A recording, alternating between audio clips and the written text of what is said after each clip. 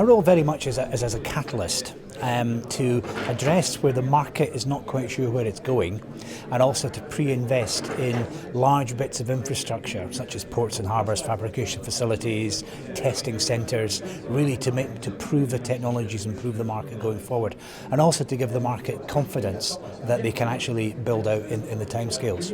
And once we've done that, now we're moving into this next phase. We've invested over 100 million in ports and harbours in the Highlands over the past 3 or 4 years, and actually we're at the stage now where they are investor ready, as we saw with the EDPR's announcement with Global Energy with their MOU last week and the first contract.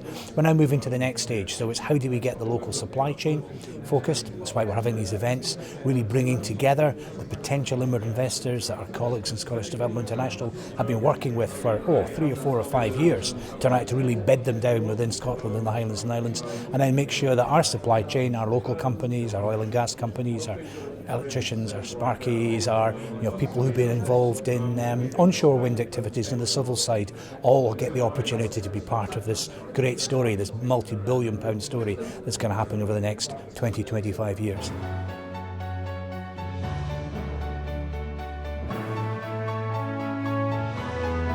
The Moray Offshore Renewables Limited event today and the Meet the Buyers that are happening all this week, they're just a really important opportunity for potential suppliers just to hear about the plans from the developers from EDPR and Repsol, and also to get to know a little bit more about the plans for the Tier 1 contractors, to meet some of those. And really it's about just understanding how will this work in practice and how as a company can I actually get business from offshore wind. So meeting and making introductions and finding out more about forward plans, and then moving that on to doing actual business is what we're aiming to achieve.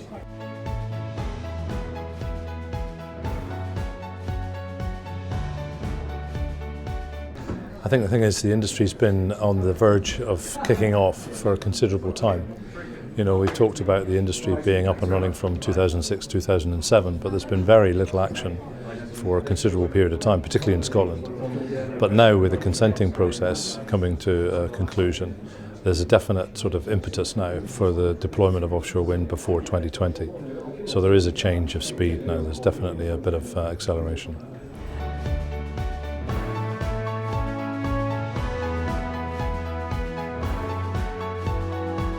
Well, we signed an MOU with Moray Firth Offshore Renewables, and that was on Friday. The First Minister came up and gave us some of his time and announced the Memorandum of Understanding. It's not a legal document, but it enables us now to sit down and talk to Moray Firth Offshore Renewables and also the other Tier 1 contractors, the turbine manufacturers, and also the foundations, EPCI contractors, and also the electrical equipment as well. So great opportunity for us now to demonstrate to the market that we're in renewables, and this is a beginning for us alongside our oil and gas business.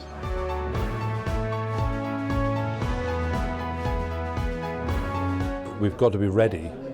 This is the focus of today's event, really, is that the suppliers, contractors, have got to be prepared. The ports and harbours have got to be ready when we're ready to issue those contracts. You know what I mean? If we are going to issue contracts to turbine suppliers, but there are no turbine suppliers in this country at that stage, it's very difficult for us to increase the number of jobs.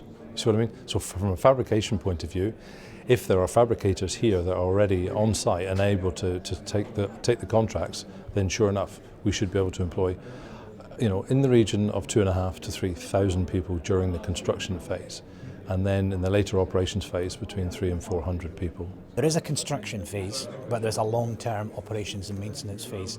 And the obvious parallel is oil and gas. If you think of the construction boom in oil and gas around Nagan, Ardustir and Kishorn and Arnish back in the 70s and 80s and 90s, big external companies coming in.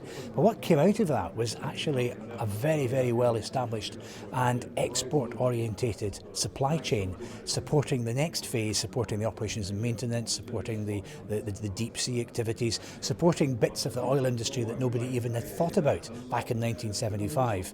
And I think that's the big opportunity, by getting involved in the construction phase, by getting involved in the early stages of developing the industry. It means that businesses can be there, and as the industry moves to China, as the industry moves to the west coast of North America, as the industry moves to South America, there's a chance for Scottish companies, Highlands and Islands companies, to be part of that supply chain exactly as they are in the oil and gas industry.